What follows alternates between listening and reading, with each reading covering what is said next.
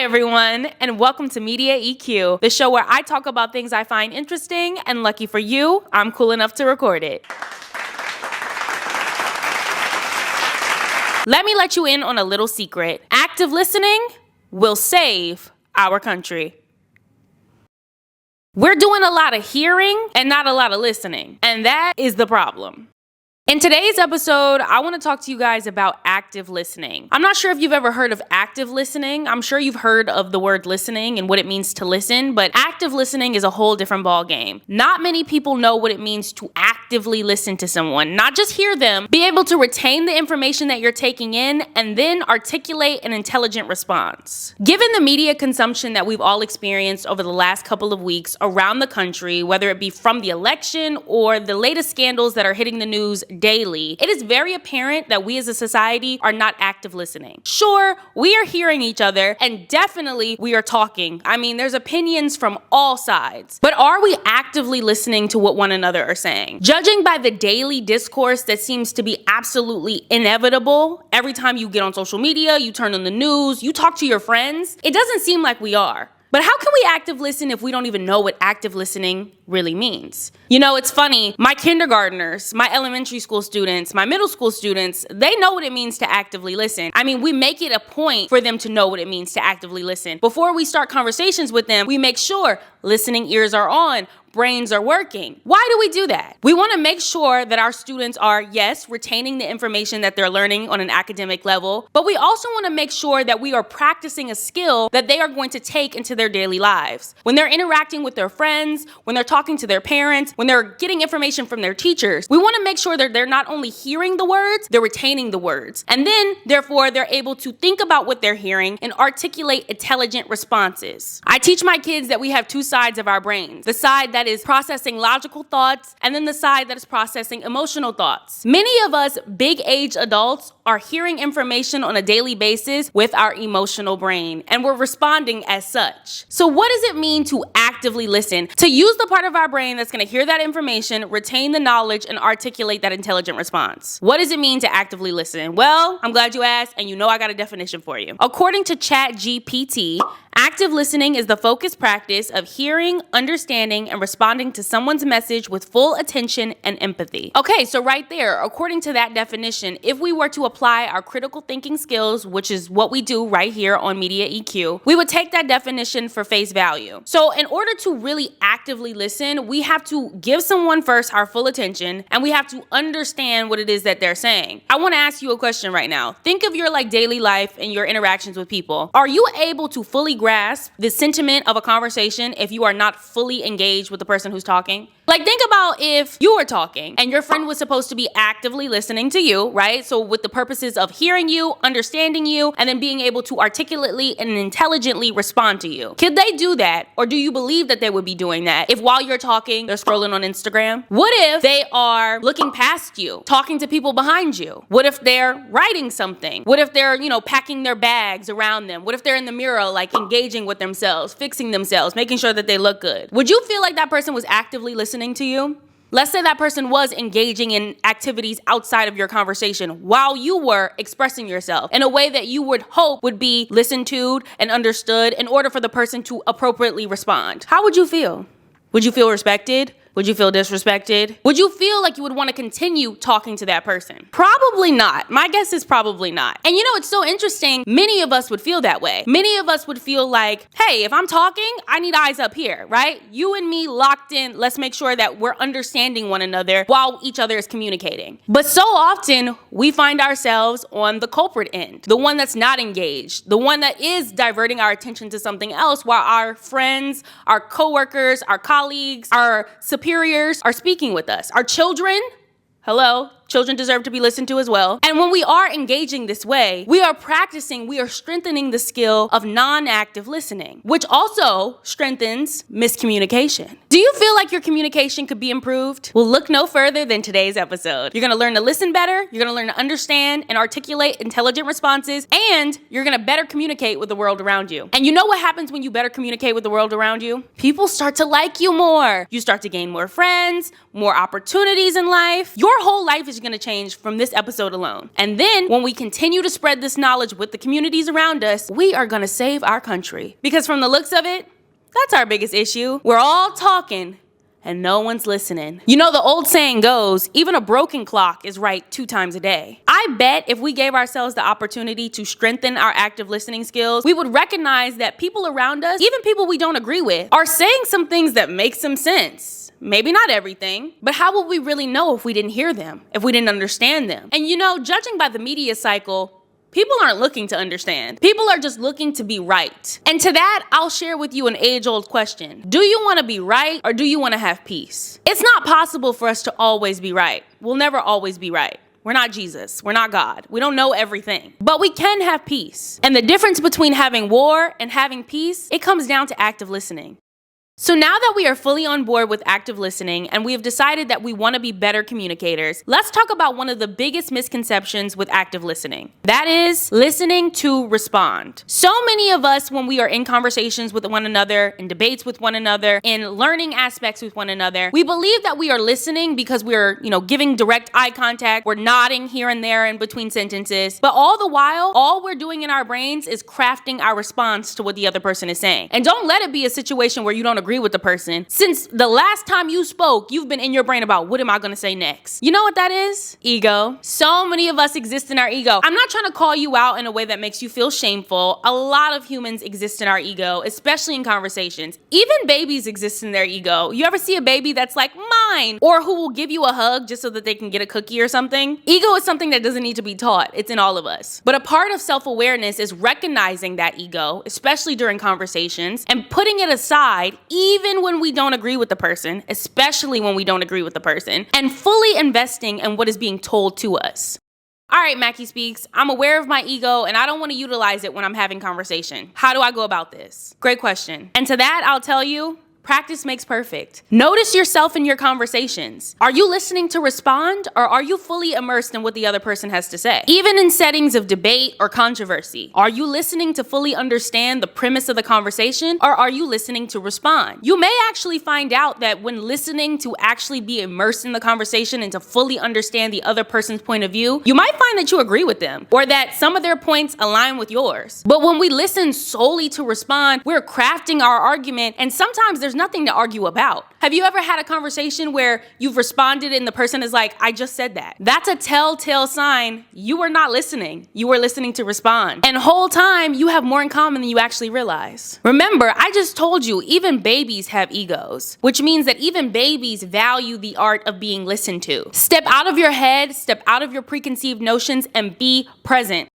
Be here. The conversation is not happening last week or in the future. It's happening right now. Be present. And I know that can be hard, especially when a lot of us suffer with like anxiety or we have a lot on our plate that we're thinking about. It's hard to be present, even in interpersonal conversations that are happening right before us. So let me just segue for a second and give you some tips on how to be present. Not necessarily in your conversations, but in your private life, in your personal life, in your quiet time. You can practice being present by noticing things around you, noticing how your feet feel on the ground, noticing things that you can hear, things that you can smell, you can touch, you can taste. Connecting to your senses brings you to the current moment. Practicing this ideology will serve you in times of conversation. It's the same way that I told you in the beginning that we strengthen that idea of active listening with our students so that they can take that in their personal lives. It's the same way that in your personal life, you will strengthen the art of being present and how that will carry into your conversational life. Another tip of practicing being present or practicing mindfulness, which is another word for being present, taking deep breaths. Deep breathing is really good for your nervous system. We should all practice taking deep breaths throughout our life. We should actually, as humans, deep breathe a lot more than we do. Taking some time at your work desk or on your morning walk or your coffee run to just deep breathe. First of all, that reminder of deep breathing, remembering the fact that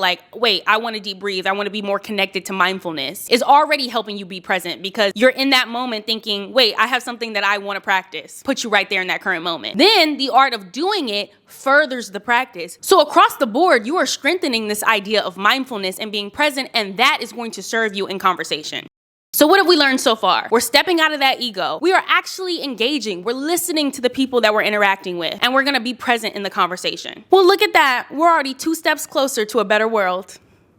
Another great skill for improving your active listening is improving your eye contact. Looking in the eyes of the person who's speaking with you. I feel like eye contact is one of those active listening skills that goes without saying. If you were speaking with someone, you would want them to be looking at you because in your brain, that's gonna tell you, yeah, this person is engaged with me, they are listening. However, I do feel a little iffy about promoting the idea of eye contact, just knowing that some people do suffer with things like anxiety, and they do feel a little awkward staring into the eyes of the person communicating with them. Also, people could have things like autism that could make eye contact feel really stressful. So I would say play eye contact by ear. However, I would say as an adult, you do want to practice eye contact to some degree. People who are speaking to you need to know that you're listening to them, and eye contact is one of the easiest ways to let them know that you are. So even if it's for like a split second or a couple seconds, giving eye contact can really improve the connection that you're having with your speaker. I'll share with you guys a tidbit from me. I was around someone for a very long time that every time I spoke to them, they were like looking up here or down there or doing something like on their phone. And it really made me feel, as the speaker, disrespected. Like I was not being listened to. It made me very defensive, or it made me feel like sad. Like, is what I'm saying not of value to you? Like, do you not care? Like, should I just stop talking? You know, and it can make the person who's speaking feel a little insecure about what it is that they contribute to the conversation. And I did bring this up, and I was met with like, oh, you know, I am listening. It's just like I feel sometimes awkward, blah, blah, blah, blah, you know. So I get that, I understand that, but come on. As an adult, especially as an adult who maybe is not struggling from the things that I mentioned or from any other type of like mental division, you can give some eye contact. I just feel like eye contact is like one of those easy things, right? Like you want the defenses of the speaker and of yourself to be down. In order to do that, you don't want to make people feel disrespected. And a lack of eye contact is like an easy way to make somebody feel like you don't even care.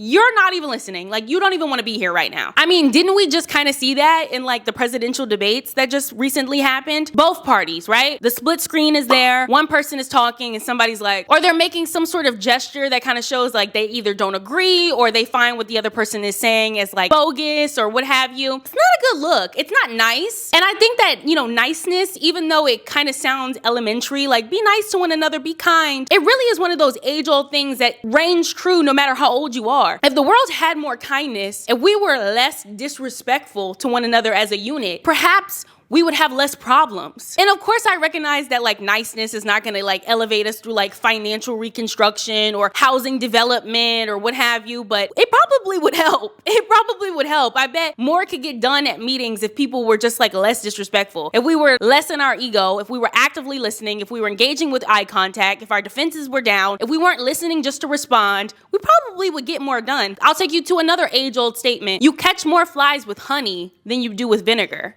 What does that mean? You're gonna attract more to you if you're sweet, right? Like if you're not mean, if you're not bitter, if you're not sour, you're gonna get more. So maybe there's something to being nice. There's something to being respectful. Be kind, be nicer. That will help you improve your communication right there. So since we are on this conversation of kindness, and kindness has been largely associated with children and something that you learn in the elementary fundamental ages, I'd like to talk to you for a second about the idea that we are all just kids. There's a poem by an author named Sandra Cisneros. I do hope that I'm pronouncing her last name correctly. She wrote a poem called 11. And the poem takes the reader through an 11th birthday. And even though the author is like turning 11, they don't necessarily feel 11 right there in that moment. Because even though they're 11, they're still 10, they're still 9, they're still 8, they're still 7, and all the way back to being an infant. And basically what the poem is symbolizing is that we are all the ages that we've been up until now. So even though you might be 45 years old, you might be 60 years old, you might be presidential age, you're still 13, you're still 10, you're still 9. All those things that happened throughout your life that culminated for you to be who you are today still exist. That's why psychologists often say like the first 5 years of life are the most important, or those developmental ages throughout life are so important because they're building who you will be even at 60 and beyond. You ever think about how you may not remember all the stages of trigonometry, but you definitely can remember the alphabet song? And the way that you can remember your first best friend, but it's hard for you to remember what you did last summer? Our foundation is what carries us. Now, you remember earlier in the episode, I spoke about how we all operate out of our egos. Egos are something that don't need to be taught to us. There are babies who operate out of their ego. And just like that baby, once attained attention and doesn't want to be ignored and wants to be listened to, so does that 65-year-old. So I'm proposing, what if we looked at one another, what if we looked at this world through a less serious lens and recognize that everybody that we see on the street, the people at our jobs, the people in our friend group, the people running our country, we're all just kids. And what if we spoke to each other as though we're kids? Think about when you see a baby at the supermarket and that baby waves to you or it says hi. Are you like, loser, and continue to shop? No. You stop and you're like, hi, baby, how are you? How old are you? You're giving it attention. You're engaging with that baby. What if you treated your coworkers like that? What if you treated strangers on the street like that? Now, obviously, don't speak to them like a baby. People will find you to be a little bit strange, you know? But you get what I'm saying. The sentiment. If we treated people that we interacted with on a daily basis with that same sentiment, hi, how are you? Oh, okay. Yeah, absolutely. What I'm hearing you say is, now I don't necessarily agree. However, what if we tried it that way? Perhaps if we applied the same sentiment that we would with that baby in the supermarket that said hi to us with the people around us, we might have a better country. We might have a better world. We might have people who actually enjoy being around one another. We might see less angriness, less defensiveness, less combativeness. You know, I'm not 100% sure. We've never actually seen it done. I mean, there's been kindness initiative after kindness initiative. I've never really heard of an active listening initiative, though it might be worth exploring. And I'm not telling you to go make posters and Xerox them and put them everywhere and say active listening for the win and run out into the streets with your fist up saying, I will listen, I will listen. I'm asking you to just start in your personal life. Listen to your kids. Listen to your boss. Listen to your friends. That stranger that's on the street that's like, hey, I like your outfit. Oh my gosh, thank you. Instead of being like, thanks, and keeping it going. Hi, thank you so much. I like your outfit. You know what? You might meet your best friend. You might meet your future partner. I might be getting some of y'all married. Amen. Amen. Hello, we are saving the world. We're not just yelling at each other. We're not just yelling at each other as though the other person is a wall and no one's hearing. No, we're having conversations. Amazing. So the 4 steps that I promised you at the beginning of today's episode that are going to help you improve your communication and be a better active listener, we've already covered them. But I do love a list, so I will articulate them here one by one, just so that we can have a recap. So first step, be present. We want to be engaged in what's happening in front of us. We don't want to be in the past. We don't want to be in the future. We don't want to be on our phones, because not being present, not engaging with the person in front of us, giving that eye contact, listening, nodding here and there, can make the other person feel like we're not listening and therefore make them feel disrespected. And now we're in a battle. We are no longer in a conversation. We want to be present. Step number 2, instead of just hearing the words, we want to focus on them. We want to ensure that we understand what the person is saying. We don't want to assume for them what is going to come next in the conversation. We want to hear, we want to understand. Step number 3, withholding judgment. Don't be judging people when they're talking to you. Don't judge people really in life at all. You know why? Judging makes you ugly. It does. Did you know that? Do you want to be ugly? No, you don't. And not only does judging make you ugly, it makes you ugly. Okay? You could disagree with people. You don't need to be judgy. Because you know what being judgy is going to do? It's going to reflect in your response. And when your response is judgy, people don't like to talk to you anymore. And then you're going to be sitting in your house one day and you're going to be wondering, why does no one invite me to their parties? Why am I home every Friday night? It was Halloween the other day and no one asked me to do anything. Christmas comes and goes and people don't even call me. I never get birthday shout outs. What is going on? Well, my friend, it's probably because you're judgy. And people can tell when you're judgy. You ever deal with somebody that just gives you a look and you're like, okay, they not feeling me. Whatever I just said, they hated it, right? Because it's written all over their face. They didn't have to say anything. Watch your facial expressions. Watch your responses. You don't need to be judgy. You're not God. Stop trying to be God. A great philosopher once said, stop trying to be God. It looks so ugly when we're like sitting there like, oh, this guy again. Am I right? Am I right? That's so mean. Stop being mean, right? Let's remember what we said about the kindness situation.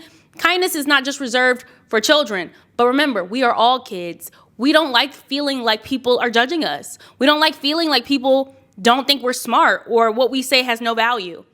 Don't be judgy. And if you don't know how to withhold your judgment, go watch my law of attraction video. We need to notice our thoughts. If we find ourselves actively judgy a lot, there's some reforming we need to do. It's going to improve your relationship. And you, my friend, will have plans that next holiday. Okay?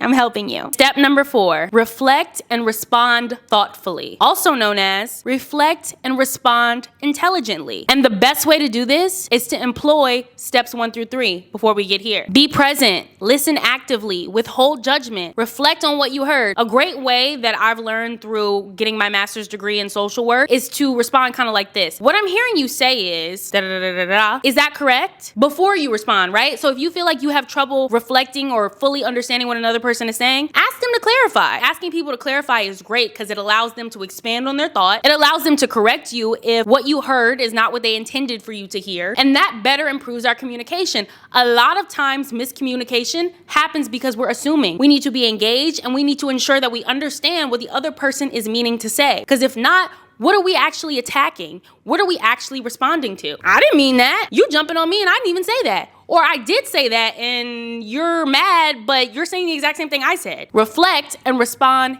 intelligently. Thinking caps on, critical thinking. I know you can do it. You're smart. That's why you're here. All right, everyone, that is going to bring us to the end of today's episode. Thank you so much for sitting down with me and actively listening to what I had to say today. Please employ these tips into your life. Actively listen, strengthen your ability to hear and understand what the other person is saying. Withhold that judgment. Be present. Remember, life doesn't have to be so serious. We're all just kids. We all want to be respected. We all want to be heard. Employ some kindness when you can. It really will improve your relationships, your ability to active listen, your ability to respond intelligently, and it will improve your ability to positively interact with our world, and you deserve that. Thank you guys so much for sitting down with me for another episode of Media EQ, the show where I talk about things I find interesting, and lucky for you, I'm cool enough to record it. I will see you all in my next episode. Bye, guys.